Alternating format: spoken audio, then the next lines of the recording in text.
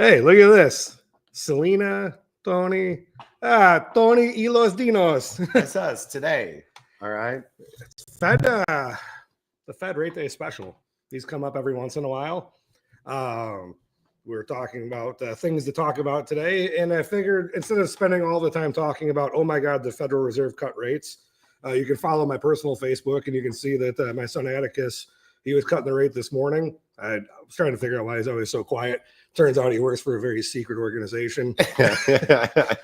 he might be making moves at night, talking to old Too Late Jerome. But let's talk about a little bit different approach on this, Tony. Everyone else is going to be pounding the living hell out of call because buyers are going to be rushing to the market. It's time to refinance. It's time to do that. You've been in this business a very long time. I've been in this business a very long time. The Federal Reserve typically adjusts monetary policy to a more favorable approach or an easing approach when there's signs of economic distress or labor market softening. So does this put us in a weird position where we think that, okay, rates are going to, the rate, right, the Fed funds rate, which we've done, I think the Bank of Adam, Bank of Tony conversation before, but are we going to, if all of these buyers are coming to the market, allegedly, are they going to be qualified buyers? No. In my most simplest take on it is we went through this COVID boom. Anytime we have a big boom or a big bust, we've got several years of sorting things out to get back to somewhat of a normal. All right. So we pump all this money in. The money has flushed through the market. And then rates went up gigantically. At the same time, though, first, as all this money got flushed in, it pushed prices up really quickly. And then rates go up. So affordability just dropped through the floor. All right. It became exponentially less affordable for stuff. All right. As that happened, I think it exhausted a lot of the buyer market. It exhausted people's funds. And then as rates have started to come down, I've seen this happen several times in my career. Rates came down, buyer activity slowed down. And I think that's because buyers think rates are going to go even lower. All right. Meanwhile, inventory started to stack up some. Okay. So I watch when and it's actually one nice feature about the Indiana MLS versus the Illinois MLS, and there aren't many nicer features of it, but one is that when you open it up, the first thing it does is it calculates every listing that's on the market and gives you the figure right there. Oh, okay. Every day. And that number has been slowly creeping up. So Northwest Indiana, we were hovering around 2,100, 2,000, 2,100 for a long time. okay. Yesterday, we were right near 2,500. All right. So inventory is going up and we're seeing, so real values have gone sideways. Most agents and sellers haven't caught up with it. They're still in a mindset of, well, my neighbor sold for 5.25, so mine must be, we'll try for 550. And that worked a couple of years ago, but it's not a working strategy. It only worked by luck because there was money being pushed into the market more than what it could absorb. So it pushed prices up. We're not at that situation right now. All right. So we're seeing listings sit on the market. It's not because prices need to come down. It's because we need to get in check with pricing. We're in a sideways market here. And I don't see that if rates come down, we're going to have a huge influx of buyers because of people's qualifications, like you mentioned. Yeah, it's a weird situation.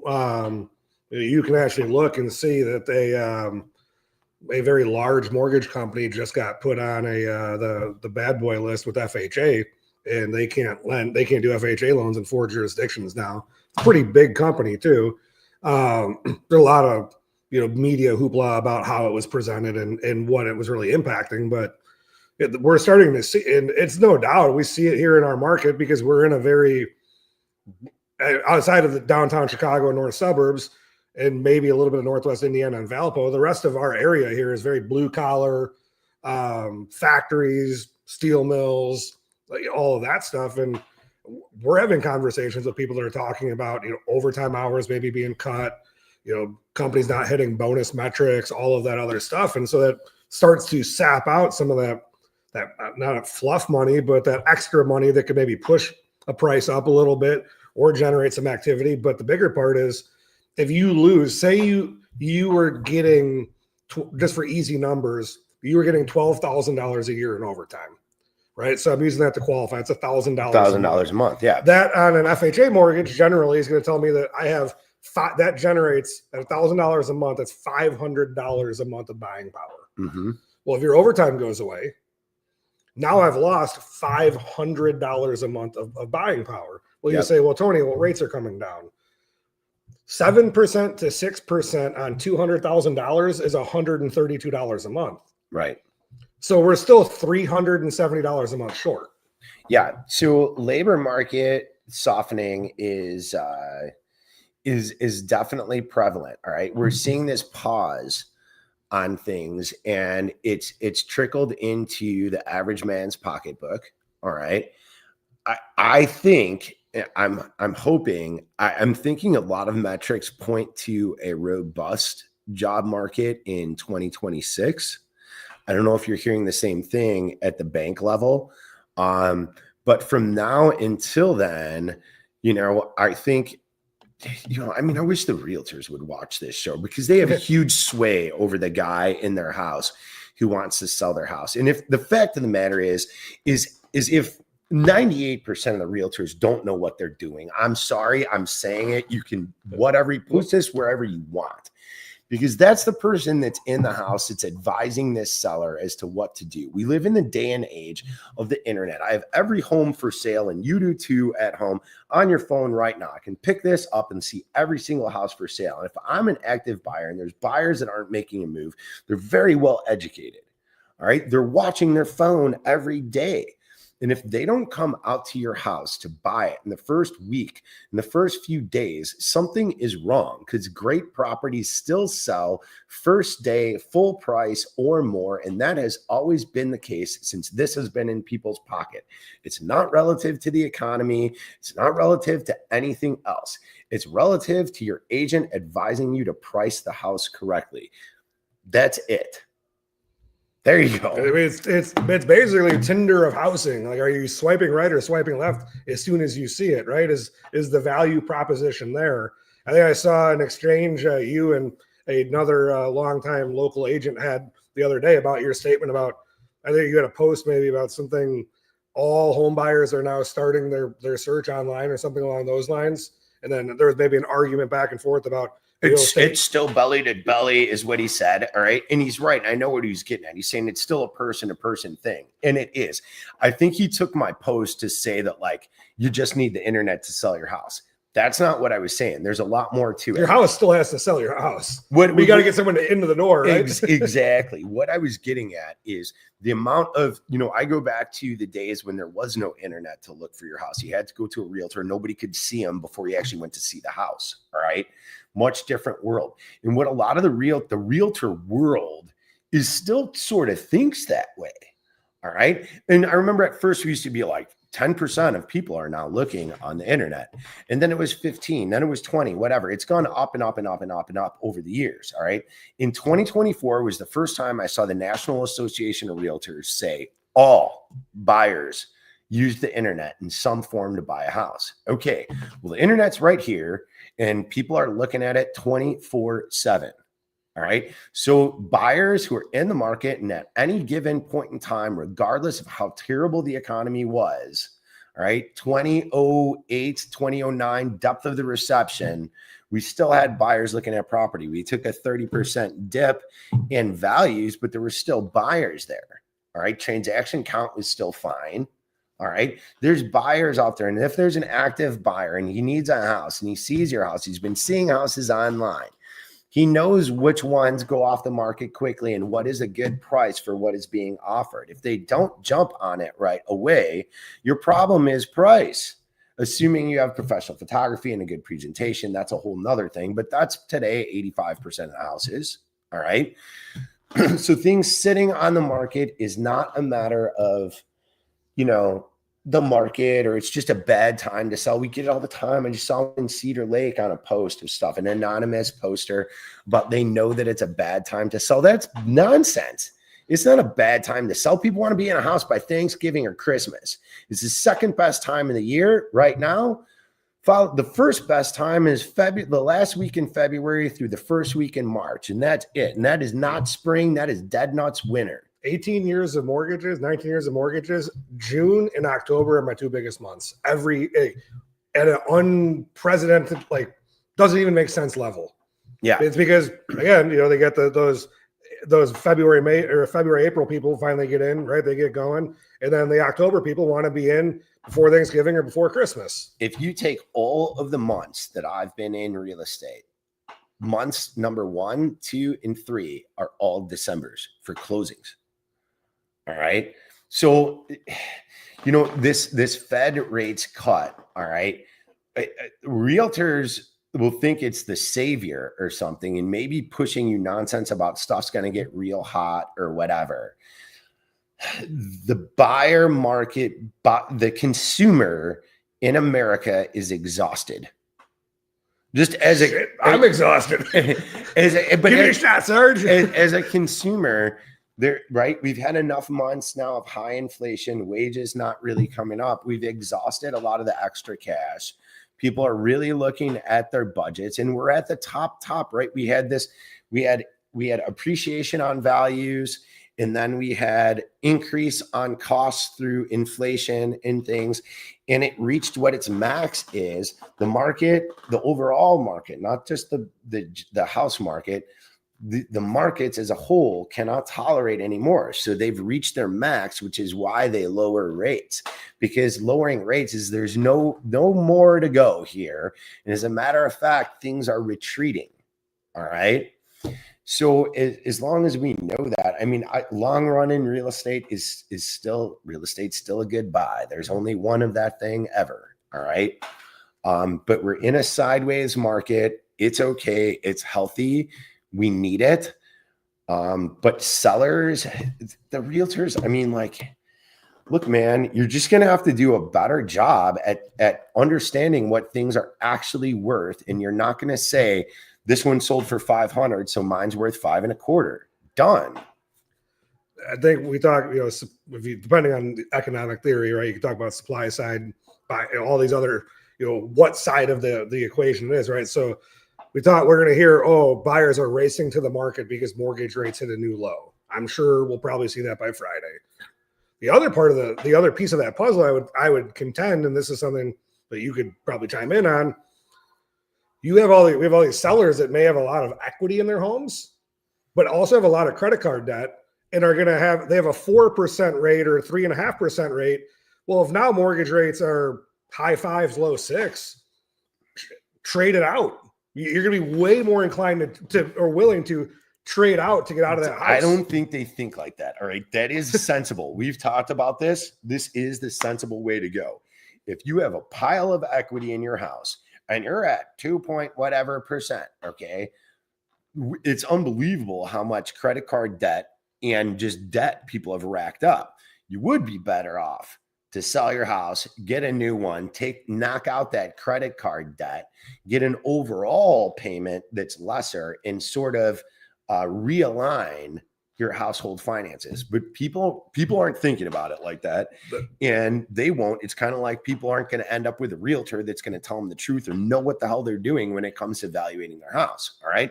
So we're stuck in this situation where we also have, if you're thinking tons of buyers are rushing to the market, you have 9 gazillion people who would be buyers who are in their house who are at a 2 point whatever percent. Myself, I don't have all of this other debt or whatever, but I'm at like 2 something. And for me, I'm like, yeah. So for me, it legitimately probably does take me out of the buyer box.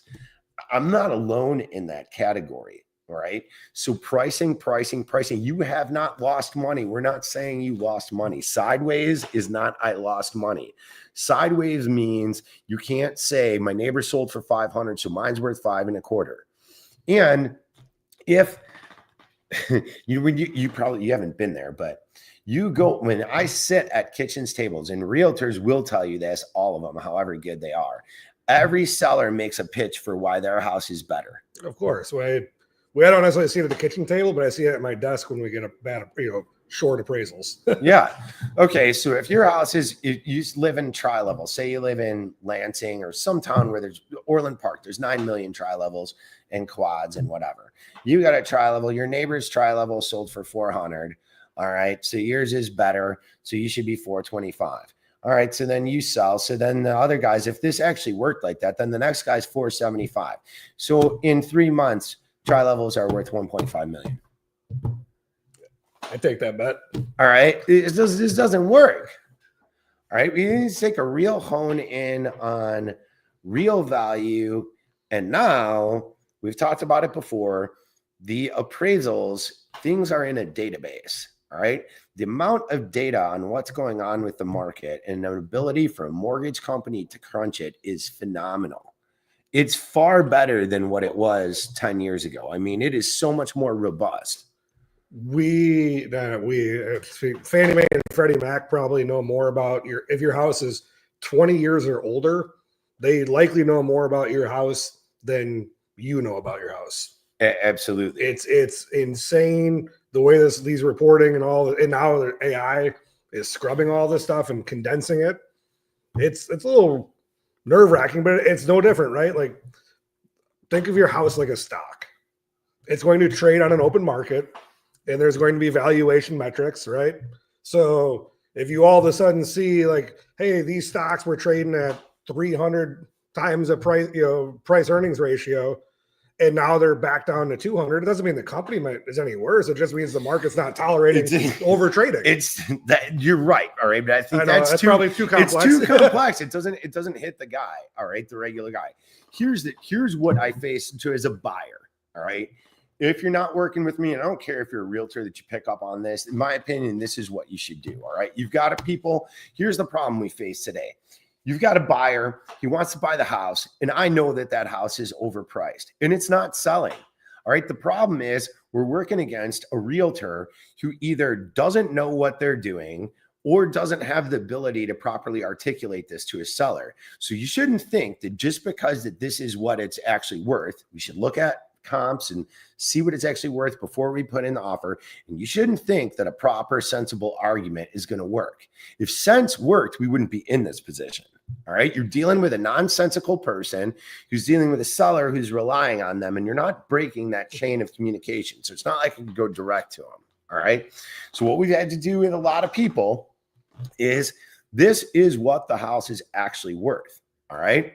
Maybe you can start there. However, if you actually started there, the divergence between what it's listed at and what it's actually worth is so far that they'll probably just kick you to the curb. Okay. Which is a bad job on the realtor's behalf that's representing the seller, but it is what it is. They're hoping and praying for some miracle. People are always trying to trick the market. As one person here, I don't know how many trillions of dollars the real estate market is worth, but people think that realtors especially think that they can fool the market. All right. Or maybe you never know. You never know. I don't really get into that whole piece of it, but I did see an email exchange a couple of weeks ago between two agents. It was hysterical. One agent wrote an offer, a buyer wrote an offer on the house, and the listing agent was refusing to respond to the offer. And finally it came to that offer is below what my seller even said to bring to them to present. Now the house has been on the market for 274 days. The buyer said that he was picking up little crack pipes in the driveway. My gosh. And like again, you just don't. So what we do is what happens if you're a buyer and you're working with me, geez, Tony, I really like this house. All right. We go see it. The house is great, but man, it's way overpriced. Tony, all right, I crunched, we analyze. Here's what it's actually worth. Here's where they're at. If we offer them this, it's probably not going to work. I'm happy to do it. All right. You're probably going to have to be somewhere between here and what it's listed at, and maybe even go to what it's listed at. However, we have in the contracts that the house has to appraise at that value. This is one protection you're getting if you're using a mortgage. All right. The house has to appraise at that value. We're just going to have to take a gamble on it. And I think now, though, the reason I bring up the data that the mortgage world has on values today is that level of protection, in my opinion, has increased dramatically. All right. Then if you get stuck and we are in the middle of this deal and it underappraises, you're going to have to decide, do you want to add more money on top and do something that isn't worth it? Or do you want to pull the plug on it?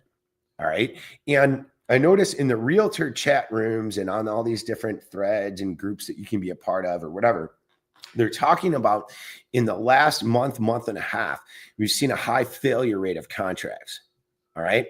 I don't know what the data is. However, I would be willing to bet that high failure rate of contracts is directly correlated with low appraisals.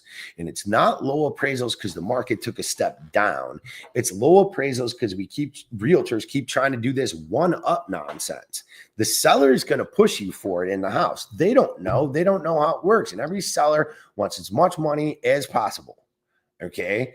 The realtor's job is supposed to be to keep you in line so that you have a predictable outcome. Possibilities and probabilities. All right. So we're going to face more and more of that, in my opinion, as inventory goes up, because we're seeing inventory go up. We're seeing list prices continue to remain above what the actual market is. And properties aren't selling. So you're going to see more buyers jump for stuff and a deal fall apart, because right now we're seeing the appraisers, and it's not just the appraisers, there's extra double checks, right? The appraiser, like the old idea, right? Oh, I don't want to take FHA because that appraisal gets logged in the system. The system, I should say, Selena system, the FHA Connect. But on conventional appraisals, they get ran through. Fannie Mae and Freddie Mac require us to run a digital version of that appraisal through a database, and it scores it 1 through 5, and it does it in about 7 seconds. And it will pull 30, if it's in an area like say St. John, right, where there's a lot of decent transaction count, it will pull 30 comps that it has in its database and go and rate them versus the appraiser's first 4. Right. And go, okay, like why did, and the system will ask, like if Fannie and Freddie's first 5 comps aren't in the appraiser's first 1 or 2, it's going to score that pretty low. And it's going to say, okay, lender, open up an inquiry and dig a little deeper into this.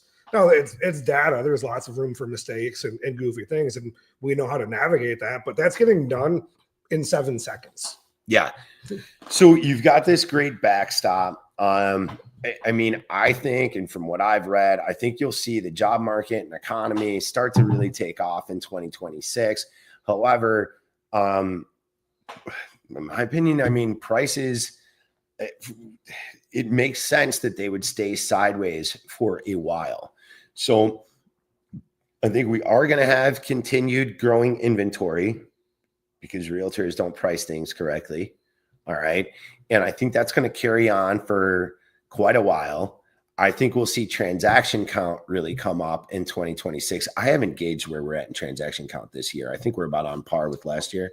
We're about 6% up. Oh, all right. Well, the year before was horrible. Yeah, the year before. There's a lot of cash buyers. When rates were in the high 7s, a lot more people were incentivized just to use cash. Yes. And, lastly, one thing to take a look at is if you want to know, everybody complained. There's so many people have complained about rent prices, right? So there was a period of time about 3, 4, 5 years ago now where you could get cap rates on residential real estate. So your rate of return on your money of 10, 12, 13, 14%. All right. Well, on a lot of the stuff that I see Northwest Indiana and in Illinois, all right, we're seeing return rates of 5, 4%. All right. So you may have thought rent was high, but that's a terrible rate of return. The stock market would have returned you much better. All right. So that puts a cooling on investors to buy rental real estate. All right. So again, it really comes into price, and prices need to either stay sideways and let other things catch up, people's incomes or whatever. Rates coming down sort of helps with that, but we're not going from 7 to 3%. Not happening, not happening, not happening. And it shouldn't. We're going to be, Fed rate cut generally has the impact of rates coming up for a little bit afterwards. Once they settle in here after this next recent rate cut, do you have any vision as to where you see maybe us landing? Mortgage Bankers Association, Fannie, everyone puts all these surveys out. 2026 seems to be an anticipation of high transaction count, surprisingly not as many refinances, way more of a sell and buy and cash out your equity that way in trade houses, because they're anticipating that 30-year fixed rate for a conventional buyer somewhere 5.75 to 6.25. Right. So not much different than where we're at today. And I always say this: if you actually need a house, get in the market, get yourself in the poised and ready position, which means get with Tony, get a solid pre-approval together, because we may find the house, we're still in a low inventory environment. The house of your dreams may hit Friday. It may hit in 8-9 months. But if you're not ready to seize it, good property priced correctly still and always has sold very, very quickly. You will miss the opportunity. As people begin to feel healthier about the economics of the job market, all right, they will be more prone to act quicker on these things. That's down the road a ways. It would behoove yourself to know that that's most likely coming. Get yourself in the market now. Know that rates aren't going to be changing much from where we're at today. Not enough to make a lifestyle impact change. Okay. So if we want to buy a house, trade a house, sell a house, you have to be in that ready position, because this is not something where you snap your fingers one day and you're like, okay, we're buying a house today. Miss a lot of great opportunities by thinking about it like that. Right? Your pre-approvals are good for a couple months, 120 days. But is it not better for you to have a file on a guy already, have them in there, and just have to refresh their stuff? We're closing a deal at the end of September, early October for someone that started a year ago, year and a half. Like, you just never know, right? And it just took a shift. But each time something popped up, we were ready to go. And if the numbers didn't check, we just, hey, this one's not the right one. But so much better is that they already have your last 2 years of income stuff or whatever it is that they need, and we're just refreshing it to bring it current. We could turn the closing in 21 days. They can refresh it to bring it current right now. All right. It was one of the great values that I saw. I used to see this in business and commercial banking situations, where when you have a commercial loan or a sizable commercial relationship with a bank, generally they are getting all of your financials either quarterly or at least yearly. And what was great about that is our clients who would have these nice commercial banking relationships, is they can move on a dime. Something comes up, boom, they can move on it because the bank's already familiar with them, knows that they'll lend them the money or whatever. That's not how that doesn't exist in the residential world. So the best that you can do is have the conversation now, get an idea on budget. All right. Get yourself in that totally poised and ready position. And then it's up to you when you want to start, or if you want to start or whatever. But you've been given a great baseline. You can plan accordingly. And then when we drop the dominoes, we flick one and they all fall. That if you are a first-time home buyer, I can't stress it enough. Just have a conversation. Reach out. Hey, Tony, I want to buy a house. Hey, talk to other Tony. Let's just talk about how monthly payments work and how to figure out what a monthly payment on a house is going to be. That is the number one spot where people get tripped up and hung up. And you want to know why? Because when you go on that thing on your phone and you click it and it gives you the monthly payment, in the fine print, it says this is if you put 30 to 35% down. And it also lately has been telling you that your homeowner's insurance is $22 a month. Man, if that's, you know what? Perfect. maybe a short snippet or whatever. If we could get Financial Calculator 101, calculating a mortgage payment, down as like a 5-minute snap, Yep. it'd be invaluable. I think about it all the time when I'm driving in my car and I hear somebody say something stupid, and I'm thinking, this person's never worked a financial calculator. Then I think about it and I'm like, you know what? 98% of people probably never worked a financial calculator. You're only buying a house every 6 or 7 years. Why do you care? Unbelievable tool to have for your life. Learn how to calculate future value. All right. Learn how to calculate compound interest. If we learn these things, anybody put them into place at any stage in life, this is going to save you thousands. I think we'll do that. We have to do that. Little Tony and Tony. We'll do it over some beers. We'll this many beers is worth this many beers later on. We'll compound those and see how many beers we can drink and still do math. How about that? Absolutely. All right. Anything else? That's it, man. All right. Well, we'll Fed Rate Day. Stay tuned this Wednesday afternoon for the press conference. I will tell you this. Historically, every time Jerome Powell opens his mouth, the 10-year Treasury yield starts to kind of creep up a little bit. So go to Polymarket, make some bets on it, have some fun. Awesome. We out. All right. I'm done. Cut the show.